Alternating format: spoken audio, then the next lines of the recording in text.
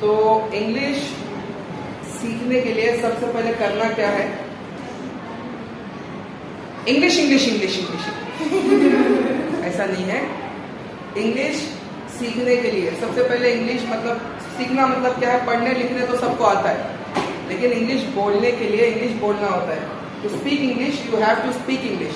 अब प्रॉब्लम ये है कि जिसको नहीं आता वो क्या बोलेगा, ठीक है? तो सबसे पहली बात तो कोई इंग्लिश एक ऐसी एक आठवां अजूबा नहीं है, ये भी एक लैंग्वेज है, ठीक है? तो इसको लैंग्वेज के हिसाब से सीखो। बहुत सारे लोग इसमें क्या होते हैं कि लोग सोचते हैं कि अगर इंग्लिश नहीं आती तो वो लोग सोचते हैं यार शर्म की बात है। ऐसा कुछ नहीं है। एक मैं आपको एक इम्पॉर्टेंट बात बताता हूँ। जैसे दूसरे जितने भी इंग्लिश कंपनीज हैं, यहाँ से बाहर वाले जितने भी, फेसबुक देख लो, माइक्रोसॉफ्ट देख लो, गूगल देख लो, जितने भी बड़ी बड़ी कंपनीज हैं, ये लोग इंडिया पे ज़्यादा टारगेट करते हैं, क्योंकि इनको यहाँ पर इंडिया पे सबसे ज़्यादा बिजनेस इनको मिलता है पॉपुलेशन के हिसाब से, ठीक है? तो ऐसा कुछ नहीं है कि इंग्लिश नहीं आएगी तो हमारा काम नहीं होगा। बहुत सारे ऐसे भी अनपढ़ लोग हैं जो कुछ नहीं पढ़े लिखे, सिग्नेचर करने के लिए भी 20-20 हज़ार पर दूसरों को काम पर रखें कि वो खाली बॉस की सिग्नेचर मारेंगे। ऐसे भी लोग हैं, सिर्फ बॉस की सिग्नेचर है भरोसे के ऊपर, बिना इंग्लिश के, बिना पढ़े लिखे काम कर रहा है। तो ऐसा नहीं है कि इंग्लिश नहीं होगी तो कुछ आएगा नहीं। कुछ चीजें ऐसी हैं जो सिंपल, अब अच्छा बोलेंगे कैसे? जब किसी को कुछ भी नहीं आता तो बोलेगा कैसे? तो सिंपल है, थोड़ा बहुत समझे और वो थोड़ा बहुत कॉपी करने लगे। इसका मतलब ये नहीं कि कुछ सीखना ही नहीं है, सीखे, पहले बेसिक्स तो सीखना पड़ेगा, ठीक है? वो भी हम लोग देखेंगे कैसे सीखना है। लेकिन एक अच्छा तरीका मैं बताता हूँ, जिसको आप मोबाइल्स में कीपैड में देखो, एक लैंग्वेज आती है इंग्लिश, देखो इंग्लिश। तो इंग्लिश क्या है? HINGLISH, English. असल में हाँ कैसा है कि जब तक हमें पूरा ग्रिप नहीं आता किसी लैंग्वेज पे, ठीक है? बेसिकली ये भी एक लैंग्वेज है, तो अब हमको इंग्लिश सीखना है, लेकिन इंग्लिश लैंग्वेज पे अगर अपने को ग्रिप नहीं आ रहा अब तक, तो क्या करेंगे? जो डेली यूज के सेंटेंसेस है, तो मान लो कि 10 सेंटेंस तुमको बोलना है। जैसे मान लो कि कुछ सेंटेंसेस है, उसमें मान लो कि I don't know, how are you, where are you going, ये तो सबको आते हैं, ये सब आई एम फाइन।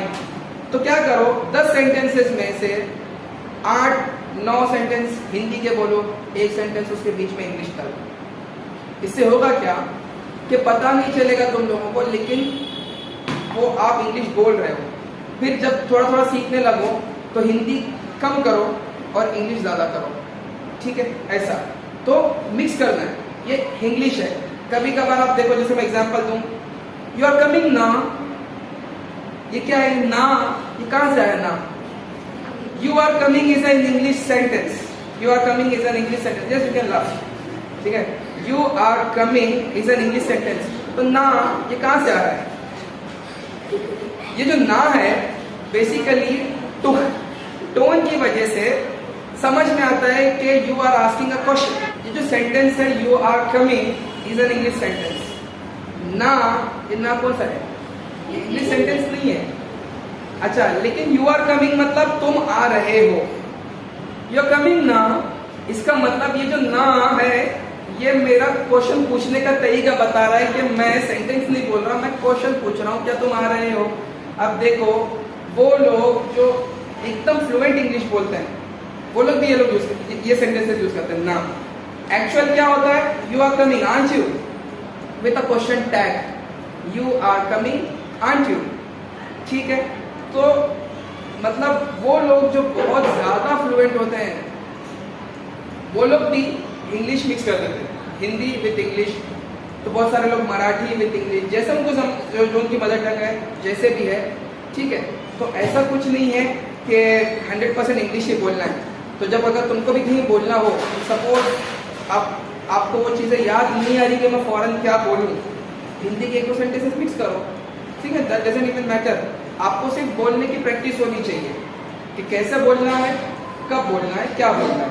इतना अगर आ गया, and at the same time you have to practise a lot. Continuously जो आप पढ़ रहे हो उसको कंटिन्यूसली बोलते रहना है, तब जाके काम होगा। अगर प्रैक्टिस नहीं करोगे नहीं चलेगा। ठीक है, तो इंग्लिश मिक्सिंग विथ हिंदी कब तक, अनलेस जब तक आपको वो चीज़ें समझ पूरी लैंग्वेज पर ग्रिप नहीं आता तब तक ऐसे मिक्स करके बोलते रहना, तो पता भी नहीं चलेगा, वो automatically you start getting use to it. फिर जैसे मैं बोल रहा हूँ थोड़ा 2-4 हिंदी में बोल दिया, 2-4 इंग्लिश में बोल दिया, it will come automatically naturally.